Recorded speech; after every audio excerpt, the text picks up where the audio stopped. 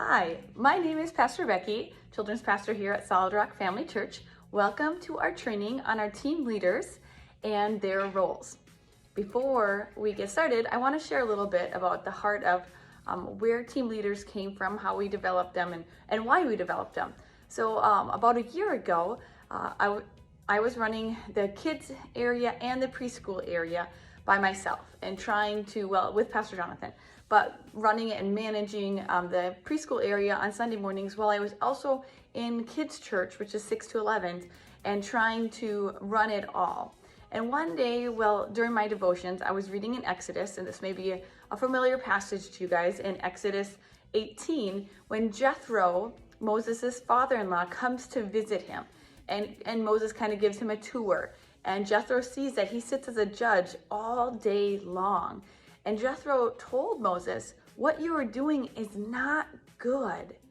He says, you need to appoint leaders over, if you remember the passage, it talks about you need to put leaders over thousands, hundreds, fifties, tens, and he breaks it down. And he talks about having leaders that you trust and that are men of good reputation and honor God. And as I was reading that one day, I felt like the Lord was saying, Becky, what you're doing is not good. You need to appoint leaders in your kids' areas so that your teachers on Sunday mornings have somebody that they can go to and not interrupt you from your class, because the teachers weren't coming to me because I was already teaching in another class. So if they had any issues, they were trying to handle them themselves and getting overwhelmed. So that is where the Lord showed me to create the position of the team leader.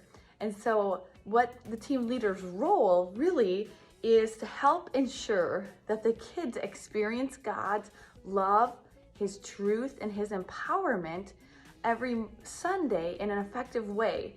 Just the same role, the same goal as a teacher, but the team leader steps it up in that they're helping the children experience this through helping the teachers and the helpers be successful each Sunday.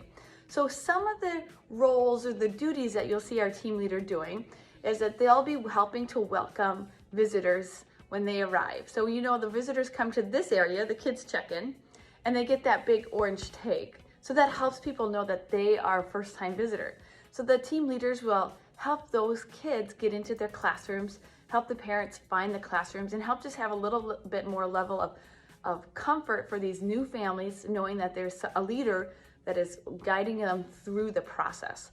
And they will also help, maybe if the kid is having a hard time separating from the mom and dad, they'll help step in that classroom and help that kid to adjust to that new environment. Also, if you have a regular kid having a hard time adjusting to the classroom and throwing a big fit when they come in, that team leader can step in and help calm that child. So you as a teacher can continue to help welcome other kids in and help to greet the parents as they drop the other kids off. And that team lead can help you with any kiddos that are having a hard time adjusting to the class. Team leaders also help to ensure that the classrooms are running efficiently and smoothly. So they're going to help you with any technology issues. They're going to help you with behavioral issues. And that's a big one because we do have behavior issues once in a while, or kids that have a hard time transitioning from playtime to story time. And if you as a teacher are spending all of your time trying to get this one kid to transition to a new thing, the other kiddos are missing out because they're not getting your full attention, and maybe you're having to cut out some of the lesson because now you're behind on your schedule.